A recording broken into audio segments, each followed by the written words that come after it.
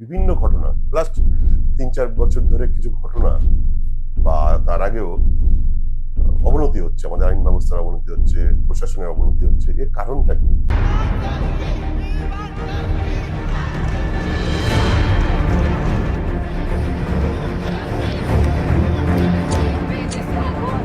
সব থেকে বড় কথা আপনার শিক্ষার দুর্নীতি। সবথেকে বড় খবর, বিগ ব্রেকিং, পার্থ চট্টোপাধ্যায় গ্রেপ্তার। পার্থ চট্টোপাধ্যায় রাজ্যের প্রাক্তন বিরোধী দলনেতা, পার্থ চট্টোপাধ্যায় রাজ্যের প্রাক্তন শিক্ষামন্ত্রী।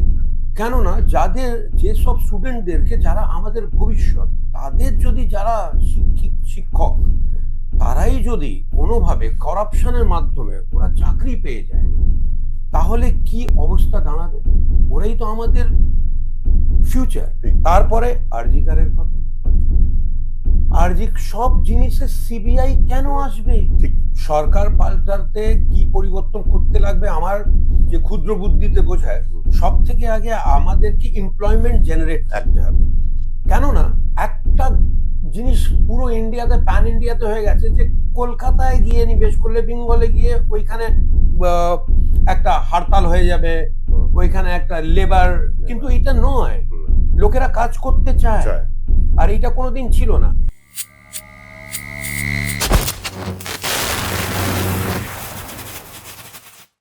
নমস্কার ধীরাজ বাবু, নমস্কার। আমাদের এই পডকাস্ট আড্ডায় আসার জন্য আমরা পরিচয় করে দিই ওনাকে। আপনারা দেখছেন ধীরাজ ত্রিবেদী মহাশয়, যিনি বিখ্যাত এবং প্রসিদ্ধ আইনজীবী। বিভিন্ন বিষয় নিয়ে ওনার সঙ্গে কথা বলবো।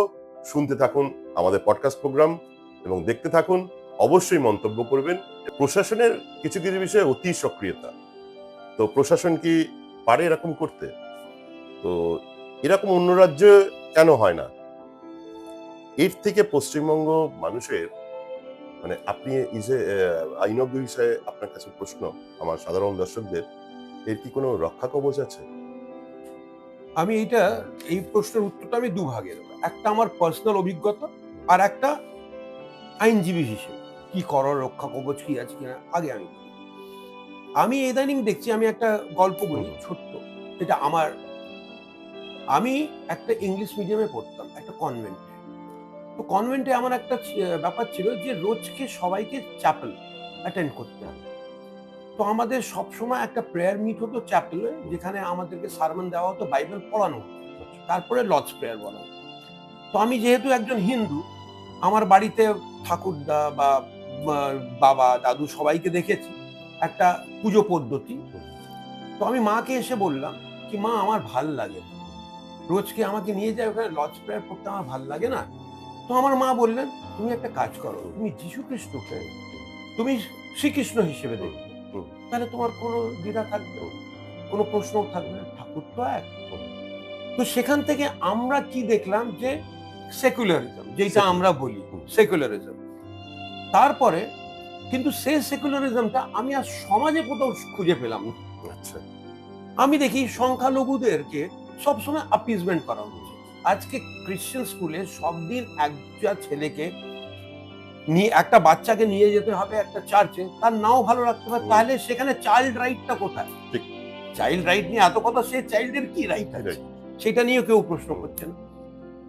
অ্যাপিজমেন্ট কোনোভাবেই ভালো নয়।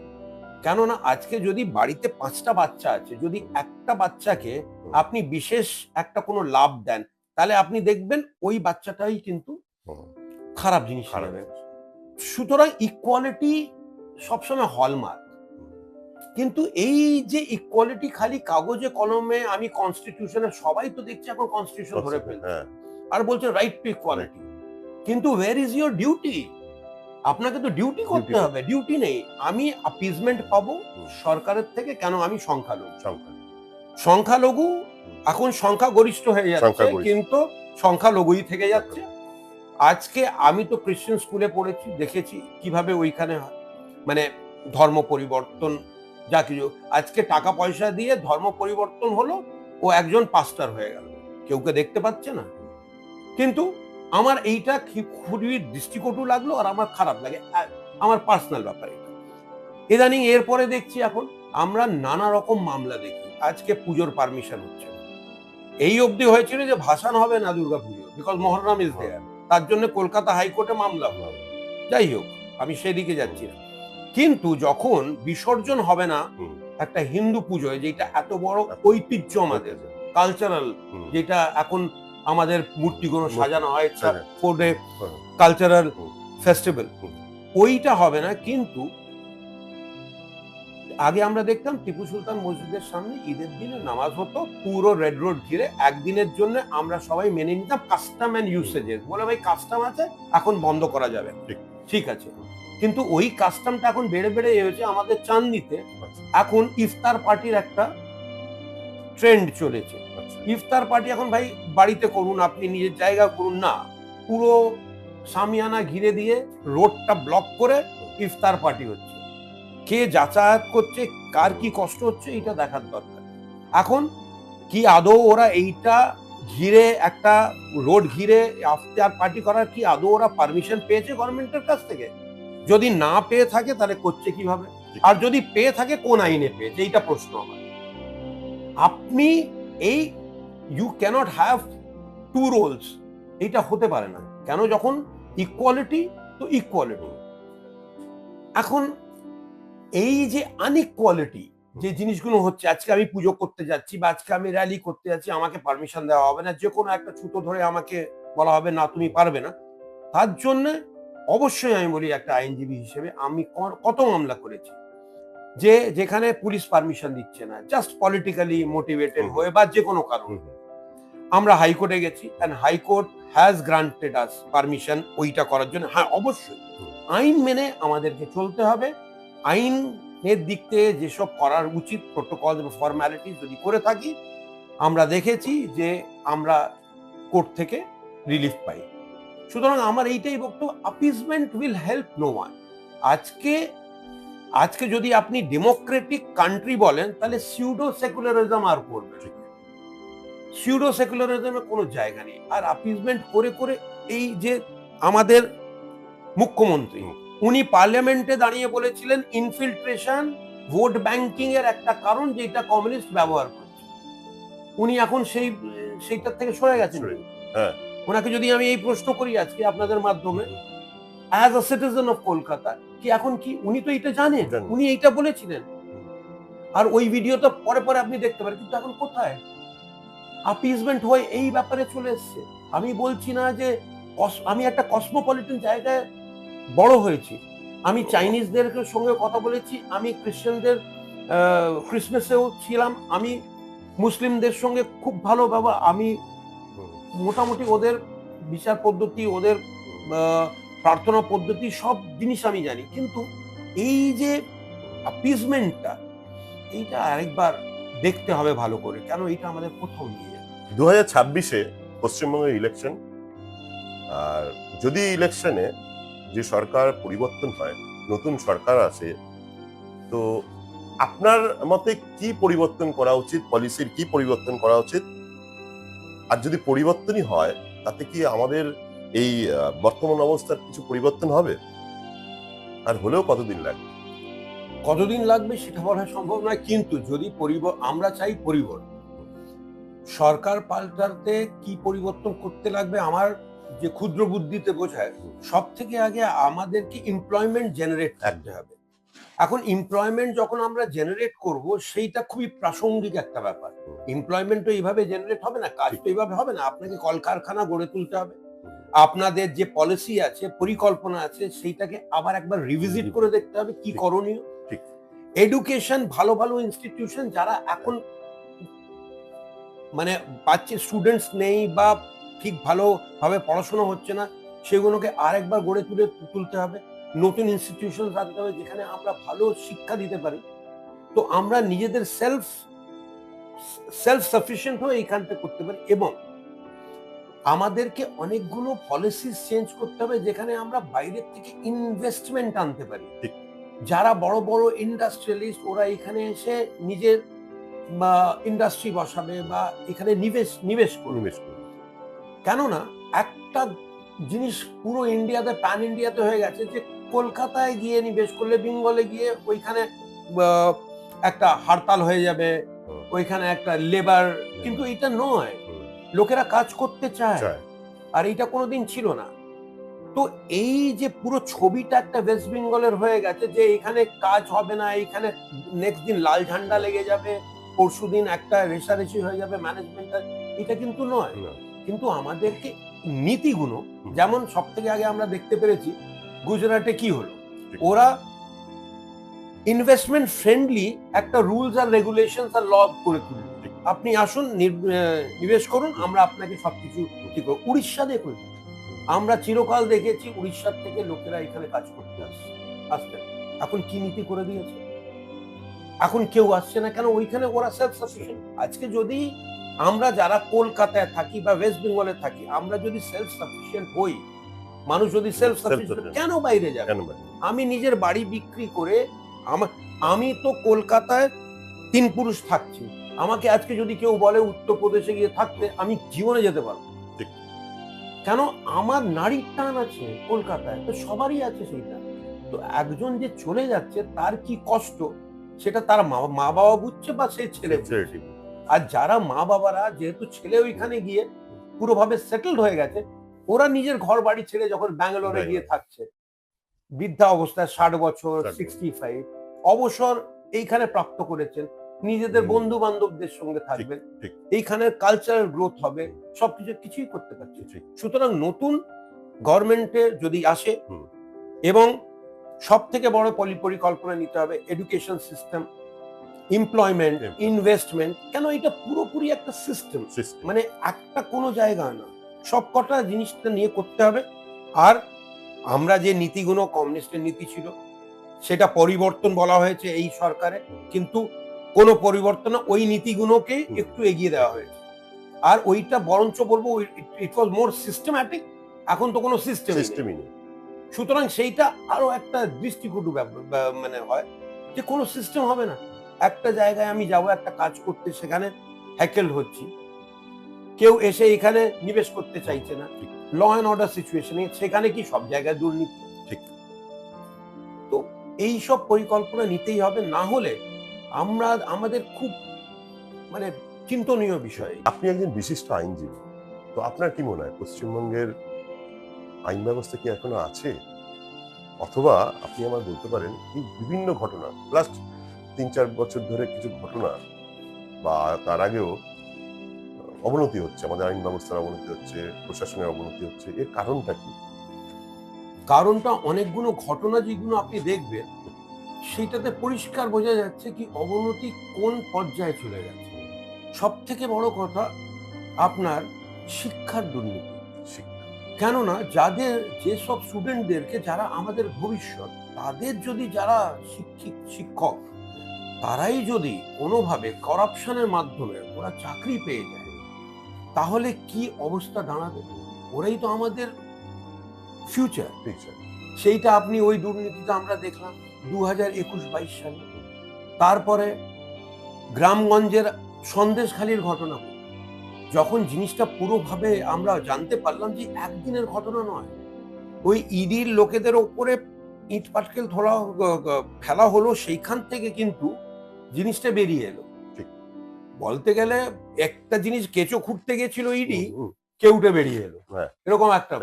ওইখানে তারপর দেখা গেল যে মহিলাদের নির্যাতন হয়েছে, জমি নিয়ে ওরা অ্যাকোয়ার করেছে, কিলিং, মার্ডার, সবকিছু বেরিয়ে এলো।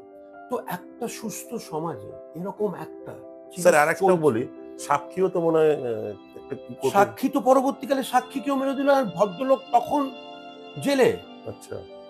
উনি কিন্তু জেলে, উনি আগে জেলে আসতে আসতে তো 14 দিন লেগে গেল। উনি কোথায় ছিলেন? আমরা এইটা শুনেছিলাম আমি সুভাষ বলছি, কিন্তু তারপরে শুনলাম আমি শেখ শাহজাহান বলছি। এই দেখুন কি দুর্নীতি। আর উনি এইসব করার সত্ত্বেও উনি নির্বাক হয়ে, দ্বিধাহীন ভাবে, নির্দ্বিধা হয়ে উনি বললেন যে আমি শেখ শাহজাহান বলছি, আমি এই করেছি। আর তারপরে কিন্তু তদন্ত কিছু আর বলছে যে সব কটা দুর্নীতির ঝামেলা, কারাপশন এবং ইলিগ্যালিটিতে শেখ শাহজাহানের হাত। অবশ্য মামলাটাও কিন্তু যেটা দেখতে পাচ্ছি, বুঝতে পারছি। তারপরে আরজিকারের ঘটনা, আরজি, সব জিনিসে সিবিআই কেন আসবে? ঠিক, যেখানে আমি একদম বলছি সিবিআই আর আসার দরকার নেই, কিন্তু ঘটনাগুলো তো হচ্ছে সেইভাবে, যেখানে তারপরে আপনার রেশন স্ক্যাম, মানে যে কোনো জিনিস একদম grassroot level, middle class, lower middle ক্লাসকে প্রবলেম ক্রিয়েট করতে পারে বা অঘটন ঘটাতে পারে সমাজে, সে সব জায়গায় কিন্তু দুর্নীতি হচ্ছে। শিক্ষা, জমি, ফুড, তারপরে আইন। আমরা সবসময় বলি যে I will see you in court, মানে এখনো আইন ব্যবস্থার উপরে লোকের ভরসা আছে।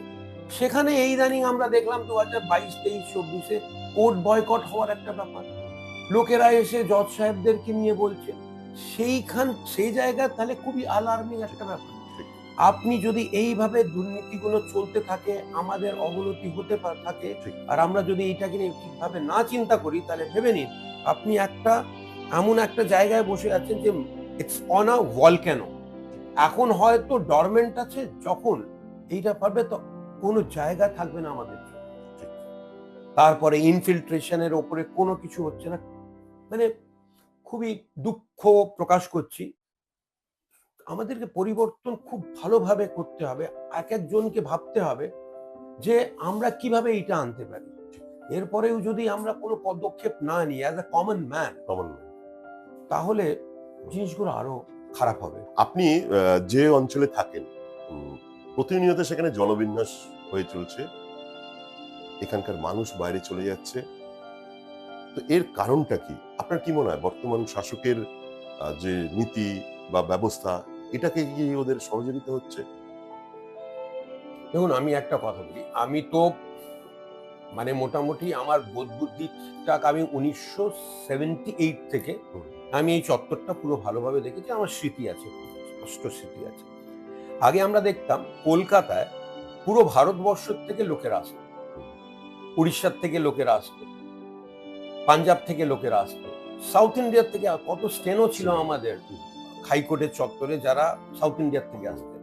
তারপরে উত্তরপ্রদেশ, বিহার, মহারাষ্ট্র, ছেড়ে দিন, আসাম, সবার থেকে। কেন? এইখানে আমাদের ব্যবসা বাণিজ্য ছিল, বড় বড় কর্পোরেট হাউস ছিল, কোল ইন্ডিয়া থেকে নিয়ে সবার হেড অফিস এখানে ছিল। আস্তে আস্তে যখন কমিউনিস্ট গভর্নমেন্ট এলো, নীতিগুলো খুবই র্যাডিক্যাল হয়ে গেল ফর দ্য পারপাস, তখন কি হলো, যারা ফ্যাক্টরি, যারা ইনভেস্টার, তারা আস্তে আস্তে করে এইখান থেকে আর সব জায়গায় যেত। কলকাতায় যে যখন লোকেরা আসতো, তখন ওরা এখানে ব্যবসা বাণিজ্য না, মারওয়াড়িরা ব্যবসা বাণিজ্য করতে আসতো, লোকেরা চাকরি করতো। আমি তো আপনার জন্য এখানে চাকরি করতে না, সুতরাং আপনি বুঝতে পারেন কি কি আমাদের ঐতিহ্য। কিন্তু তারপরে কমিউনিস্ট গভর্নমেন্টে যখন কারখানা বন্ধ হয়ে গেল, জব অপরচুনিটিস কম হয়ে গেল, এবং নিজেদের মধ্যে এমন একটা নীতিগুলো এমন ছিল, এডুকেশনাল নীতি, এমপ্লয়মেন্ট নীতি, আর সেন্ট্রালের সঙ্গে যে চিরকাল একটা রেষারেষি থাকে, এইসবের পরিণাম হলো যে সবকিছু আস্তে আস্তে অঘটন বিঘটন ঘটতে লাগলো, যার জন্য এমপ্লয়মেন্ট শেষ হয়ে গেল, এডুকেশনাল সিস্টেম শেষ হয়ে গেল, লোকেরা বাইরে গিয়ে এডুকেশন পেতে শুরু করলো, বাঙালি ছেলেরা ব্রেন ড্রেন হতে শুরু করলো। এখন যে বাইরে গিয়ে এডুকেশন করছে, তারা পুনাতে যেত অ্যাডভোকেসি পড়তে, তারপরে ইঞ্জিনিয়ারিং পড়তে বাইরে যাচ্ছে, সুতরাং তারপরে জব অপরচুনিটিস ভালো পেলে ওইখানেই থেকে যাচ্ছে। সেখানে কি হচ্ছে, ব্রেন ড্রেন এখানে হয়ে গেল। তারপরে পরিবর্তন এলো 2011-তে, আমরা খুবই আশাবান ছিলাম, কিন্তু যেটা দেখতে পেলাম যে old wine in new bottle যেটাকে বলা হয়, এখনো বলা হচ্ছে লড়াই লড়াই লড়াই। আরে কার বিরুদ্ধে লড়াই? আপনি তো লড়াই করে শাসকে। এখন তো আপনাকে একটা পরিকল্পনা নিয়ে আপনাকে সেই যে আপনারা উন্নয়নের কথা বলেছেন সেটা নিয়ে আসতে হবে। কিন্তু কি হচ্ছে, আজকে যারা জার্নালিস্ট ওদেরকে অ্যারেস্ট করে নেওয়া হচ্ছে, কথা বলা যাবে না।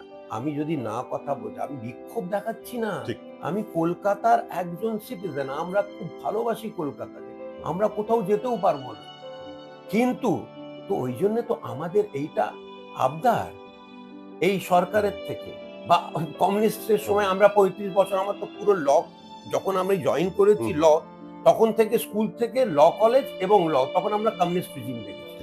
সেখানে ওনাদের যা যা প্রবলেম ছিল সেটা খুব ভালোভাবেই আমাদের এই সরকার দেখেছে, আমাদের নেত্রী দেখেছে, আর ওনার এই কথা শুনেই লোকেরা ওনাকে পাওয়ারে নিয়ে এসছে। কেন? পরিবর্তন আনতে। কিন্তু পরিবর্তনটা হলো না। ওইভাবে ব্রেন ড্রেন হয়ে যাচ্ছে, লোকেরা চলে যাচ্ছেন কলকাতার বাইরে, বাইরের থেকে যারা এসেছেন তারা চলে গেছেন, আমার কোনো প্রবলেম নেই। কিন্তু কলকাতার যারা বাসিন্দা বাঙালিরা, আমরা what India thought, what India learn tomorrow, Calcutta showed the path today. আপনি দেখুন প্রথম অ্যালবাম কফি হাউসের আড্ডা, এটা অ্যালবাম সং, ঠিক আছে, সে আমার ছোট বোন, বড় আদরের ছোট বোন, এইটা 1960-এর দশকে মান্না ডে গিয়েছিলেন। অ্যালবাম আমরা কখন দেখতে পারলাম? 1990-এর দশকে। এবং কমিক্স, এই যে stand up comedy, Bhanu Bandyopadhyay আমার এখনো মুখস্থ আছে। সুতরাং আমাদের ঐতিহ্যটা দেখতে হবে, কিন্তু সেটা আস্তে আস্তে করে সেটা অঘটন হচ্ছে কেন? আমরা পরিকল্পনা নিতে পারছি, আমরা ছোট ছোট জিনিসের ওপরে খুব অভিমান ঝামেলা করছি, কিন্তু বড় জিনিসটা দেখতে পাচ্ছি। ডেমোগ্রাফিক প্যাটার্ন চেঞ্জ হচ্ছে পুরোপুরি, লোক ইনফিল্ট্রেশন সব থেকে বড় একটা কারণ। এইখানে আমি দেখছি যারা পুরনো 2 পুরুষ বা 3 পুরুষ যারা এখানে বাড়ি ছিল, বাঙালি ভদ্রলোকের, তারা হয়তো ছেলেমেয়েরা বাইরে স্টাবলিশড হয়ে গেছে, ওইখানে চলে যাচ্ছে বাড়ি বিক্রি করে দিয়ে। যত এইখানে রেসিডেন্সিয়াল ছিল, কিছু লোকেরা এসে এখানে কি করছেন, টাকা পয়সা কোথার থেকে যে এত টাকা আসছে, কি আসছে দিয়ে সাবলেটিং এর মাধ্যমে নিয়ে নিচ্ছেন। এবং পুরো চত্বরটা আপনি দেখবেন যে কসমোপলিটন নেচার ছিল, সেইটা আর নেই। বাঙালিরা সেন্ট্রাল ক্যালকাটা থেকে প্রায় উধাও হয়ে যাচ্ছে।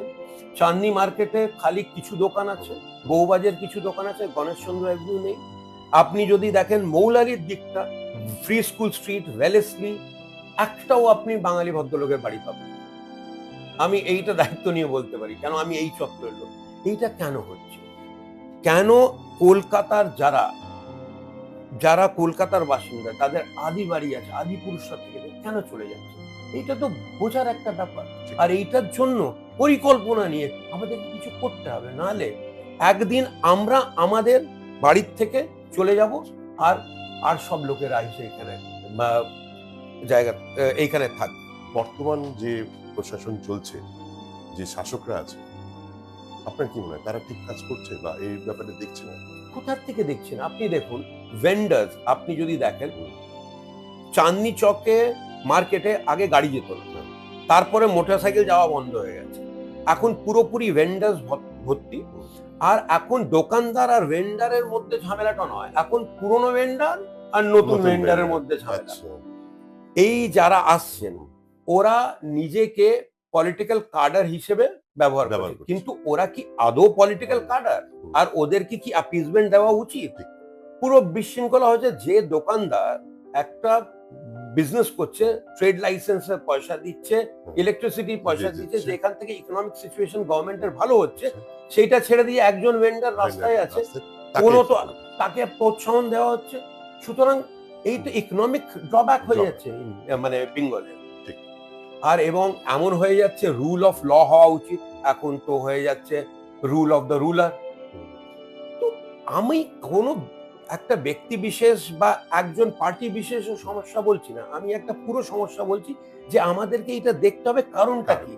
আর একটা সরকারের এইটা দায়িত্ব যে কারণটা আছে সেইটাকে খুঁজে বার করে নিজের নীতি দিয়ে সেটাকে ঠিক করা, কিন্তু সেটা তো হচ্ছে না।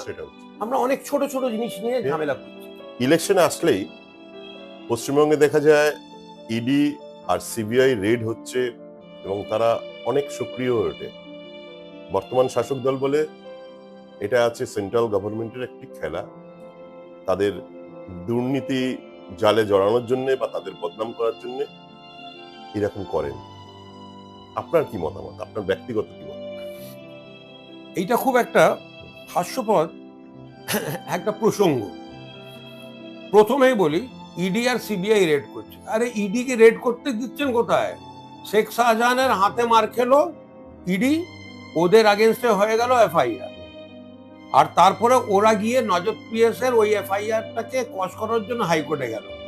সেকেন্ড আইপ্যাকে যখন গেল ইডি সার্চ করতে, নিজে মুখ্যমন্ত্রী পৌঁছে গেলেন, তাহলে রেডটা হচ্ছে কোথায়? প্রথম। তারপরে সেকেন্ডলি দেখুন, একটা ন্যারেটিভ চালানো হয় কি দিদি আর মোদিজি এক, এ টিম বি টিম। তাহলে যদি এই প্রসঙ্গ যদি ঠিক, তাহলে ইডি সিবিআই রেড হচ্ছে কেন? ব্যাপারটা সেই নয়, এইসব ব্যাপার সব বেকার ন্যারেটিভ। যেখানে দুর্নীতি